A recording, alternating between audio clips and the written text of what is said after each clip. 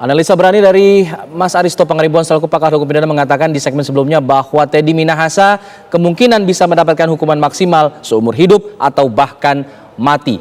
Anda ingin menjelaskan alasannya tadi? Silakan dijelaskan alasannya. Ya gini Mas Alfat, kemungkinan memang ada hukuman mati ya, karena kita lihat di perkara Sambo juga. Yang kedua, karena ini kan showcases bagaimana polisi ingin membersihkan reputasinya. Ya. Nah, hukuman mati ini menjadi masuk akal, ditambah lagi menjadi masuk akal, karena pada akhirnya akan susah nanti eksekusinya dihukum mati karena ada KUHP baru. Jadi hukuman mati itu tidak lebih dari sebuah statement. Nah, persoalan apakah dihukum mati yang nantinya dihukum mati betul-betul, Ya, itu masih lain. menjadi pertanyaan dan saya masih sangat ragu. Nah, artinya makanya saya bilang artinya kalau memberikan hukuman mati itu menjadi reasonable karena toh nanti juga nggak akan dihukum mati, tapi mendapatkan sebuah benefit untuk public image bahwa hukum sedang bekerja semaksimal mungkin. Itu alasannya kenapa saya pikir bisa mendapatkan hukuman yang maksimal ya, selain dari alasan substansi hukum perdebatan yang tidak seimbang tadi. Oke, kalau memang kasus Teddy Minahasa ini dijadikan showcases oleh Polri sebagai upaya untuk membersihkan citranya, oknum Polri yang kemudian terlibat di sini tidak hanya Teddy, ada Dodi, ada Kasranto yang kemudian ini juga bagian dari Polri. Apakah mereka juga bisa dikenakan hukuman yang tinggi atau memang balik lagi ke substantif tadi?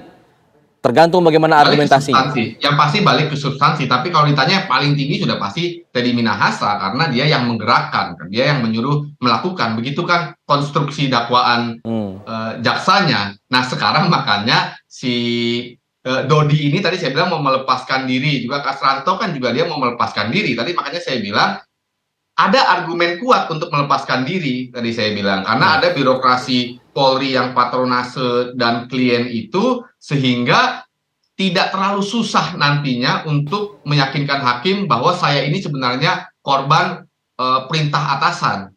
Tidak terlalu susah untuk mereka. Nah, saya tidak yakin bahwa Dodi ini akan dihukum maksimal atau Kasranto akan dihukum maksimal, unless ya, kecuali dapat nanti dibuktikan ya, atau nanti ada pertimbangan bahwa orang ini memang juga pemain. Jadi ini bukan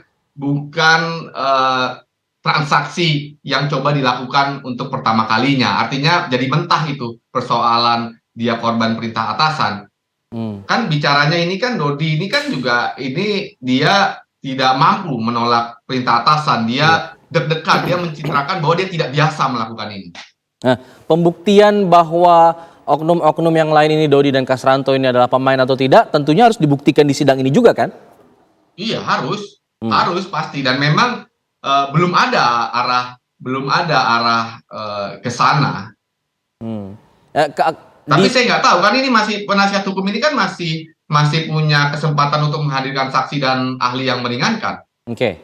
Ya, betul. Di sidang Dodi kan baru menghadirkan saksi yang meringankan. Di titik mana kemudian pendalaman atau pembuktian bahwa Dodi ataupun Kasranto ini pembuktian terhadap mereka adalah bagian dari pemain atau tidak? Di titik mana biasanya itu akan dilakukan? Teddy Minahasa, di persidangan Teddy Minahasa, melalui pengacara Teddy Minahasa. Jadi untuk meringankan, jadi gini, kalau misalnya di citra desainnya adalah Teddy Minahasa ini adalah seorang atasan yang menggerakkan anak buahnya yang polos, maka Teddy Minahasa akan terlihat sangat jahat dan dia sangat pantas untuk dihukum seumur hidup atau mati. Nah, untuk membantah ini, ya, untuk membantah ini paling tidak meringankan hukumannya, Teddy Minahasa bisa mengatakan, kan argumennya dia kan, saya nggak perintah untuk mengganti itu menjadi tawas, tapi karena mereka pemain aja, mereka kreatif, kemudian mereka menjual. Teddy Minahasa mengatakan itu, bahwa anak buahnya ini memang pemain. Nah, di sidang Teddy Minahasa lah dia mendiskreditkan. Kita lihat apakah dia akan memakai strategi itu, mendiskreditkan dua bawahannya.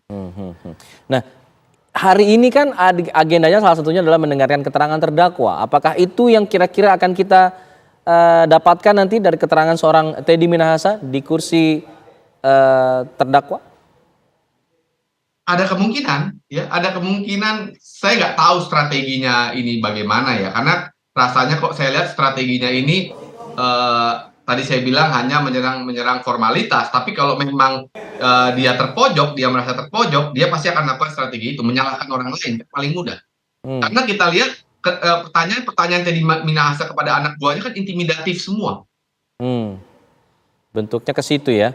Baik, Jadi kalau artinya ada kemungkinan ya, bahwa dia akan mendiskreditkan anak buahnya yang terlalu kreatif begitulah menerjemahkan perintahnya. Padahal maksudnya katanya kan perintahnya mau menjebak si Linda, tapi ya, ternyata malah menjual, kan begitu core betul. argumen substansinya kan.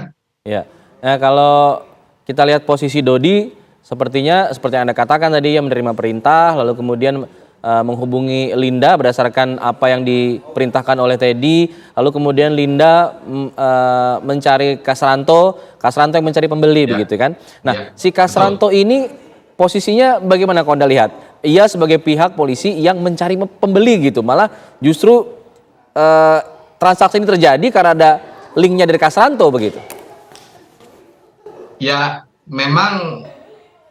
Tapi Castranto ini kan yang paling bawah ya. Betul. Ya memang itu menjadi sebenarnya bukan terlalu rahasia lagi bahwa polisi mempunyai link cepu, mempunyai link Hmm, pembeli dan lain-lain. Makanya kan Castranto ini juga posisinya ini memang dia berbahaya untuk melepaskan dirinya karena kok dia bisa ternyata mencari pembeli. Tapi Castranto sendiri sebenarnya dia juga bisa mengatakan, oh saya diperintah. Kalau hmm, perintah atasan ya akan saya lakukan gitu loh. iya, Ya iya, memang dia punya sources, hmm, punya sumber, itu cepu, itu pembeli, itu bandar, itu kan bukan rahasia karena memang iya, polisi itu kan aparat penegak hukum ya. Dia mempunyai akses ke sana.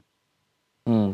Jadi itu pun harus dibuktikan apakah memang Kasranto selama ini menggunakan link itu untuk transaksi lainnya misalnya untuk kemudian mengatakan bahwa Kasranto adalah pemain. Begitu, Mas Arisman. Iya, Hmm, iya, itu bisa. Itu yang saya bilang bahaya. Bahaya dengan dia. Tapi kan pembelaan Castranto kan dia tahu bahwa si Anita ini kan dia kan pembelanya kan Anita ini kan seorang cepu kan. iya, Artinya kan dia bilang dia hanya mengikuti arahan. Apakah ini merupakan penjebakan atau bukan penjebakan? hmm, hmm, Tapi kalau dari ceritanya sekarang pembelaan Castranto itu juga juga weight-nya bobotnya itu ya kurang karena dia hmm. dia ada di ujung mata rantai gitu loh. Iya, betul. Dia pelaksana mata rantai. Tapi tetap hukumannya saya tidak yakin bahwa dia akan lebih berat daripada Teddy Minahasa. Oke. Karena jabatannya hanya Kapolsek kan. Hmm, Hanya kompol dia. Dia paling rendah. oke. Bicara masalah cepu, Linda atau Anita yang diposisikan sebagai seorang cepu. Posisi cepu ini bagaimana sih di kacamata hukum pidana? Ia kan bisa bergerak berdasarkan perintah dari polisi yang kemudian ia ya bergerak setelah itu. Kemudian dia mendapatkan imbalan uang dari apa yang sudah ia lakukan. Artinya kan ini masih dalam ruang lingkup kerjanya begitu ya. Kalau dalam tanda kutip ya, ruang lingkup kerja seorang cepu begitu. Nah, ini bagaimana Ya, ya. kacamata hukum pidana melihatnya? Jadi cepu itu diatur dalam undang-undang narkotika ya. Ada yang namanya undercover buying. Ya. Jadi undercover buying itu memancing. Nah, ini kan menjadi argumentasinya Teddy ini kan. Jadi undercover buying, jadi polisi pura-pura menjadi pembeli untuk membuktikan bahwa memang ada peredaran transaksi narkoba. Hmm. Itulah definisinya. Anda bisa lihat di pasal 75, 70-an lah kalau nggak salah ya, Ya. di undang-undang narkotika. Begitulah posisi cepu di dalam undang-undang, di dalam Hmm. hukum pidana. Tapi Masalah dia nanti bayarannya berapa itu berbeda-beda ya. tapi yang terjadi di sini kan Polisi bukan yang tak. bukan undercover buying seperti yang dijelaskan di undang-undang, tapi lebih kepada undercover selling. Bagaimana ia justru menjual ini ke pengedar begitu untuk diedarkan lagi. Bahkan dikatakan bahwa tidak ada sebenarnya istilah undercover selling. Ya iya betul. Jadi itu kan inilah makanya argumentasinya. Kan gini, argumentasinya Teddy Minahasa ini kan kadang-kadang dia mau menangkap, dia mau menjebak si Anita itu kan Iya. dengan mengiming-imingkan ada sabu gitu. Ya Hmm. memang inilah menjadi logikanya menjadi kemana-mana Iya. karena Teddy-nya ini melawan arus. Jadi ini satu lawan si Linda, Kasranto, sorry Anita ya, Linda, namanya Linda dan Anita ya, Linda, Anita, kemudian Kasranto, Dodi, Dodi, Arif. ya Arif juga betul ya, yang mau dibuang badannya ke si Arif. Jadi ini dia melawan arus. Saya nggak terlalu tahu kalau Castranto itu core argumennya itu yang saya tahu ya hanya dia mengikuti perintah atasan aja. Baik. Artinya kalau kita bicara dari ancaman pidananya untuk seorang cepu dalam kasus ini bagaimana? Kalau seorang cepu tidak dilindungi oleh undang-undang karena itu bagian dari job desk-nya. Kalau Anda tanya seorang, ini cepu legal ya, Oke. cepu yang betul ya, cepu itu kan informan sebenarnya bahasa sederhananya dalam operasi undercover buying itu. Nah kalau dalam aplikasinya dalam kasus ini, ya Anita ini kan dia juga memisahkan diri, ya dia merasa sebagai korban dari Teddy Minahasa. Saya juga nggak yakin dia akan mendapatkan hukuman yang maksimal. Oke, berapa paling maksimal Anda bisa analisa? Di bawah 20 atau di atas 20 tahun?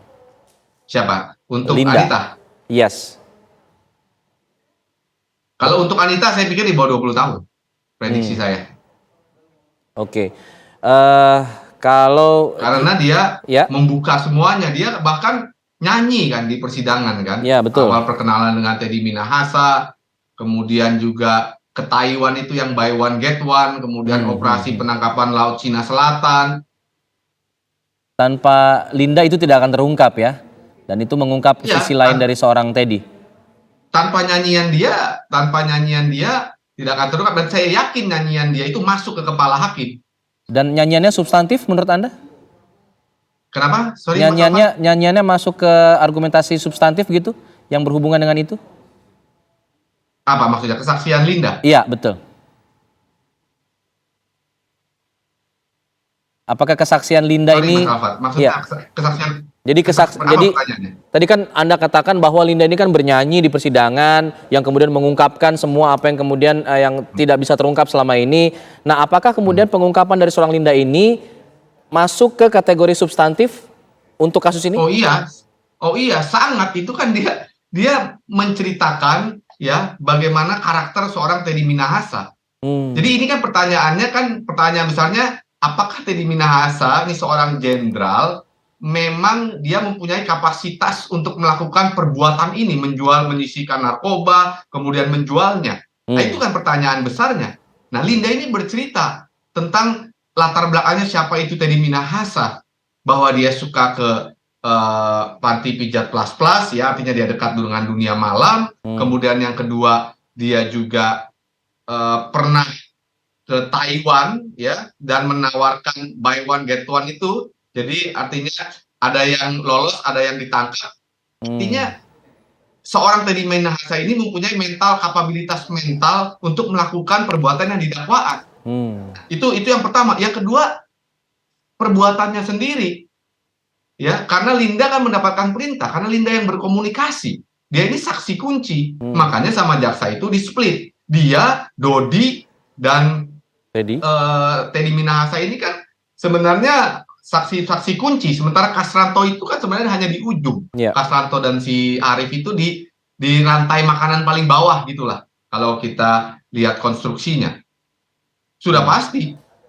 Oke. Nah, kalau tadi sudah kalau dari sisi Teddy Minahasa, karakternya diungkap oleh saksi kunci tadi, yang kemudian terungkap dalam sidang. Nah, untuk terdakwa-terdakwa lain, apakah kemudian pihak Teddy ini merasa untuk mengungkap juga karakter-karakter dari terdakwa-terdakwa lain agar bisa kemudian mengurangi hukuman terhadap dia?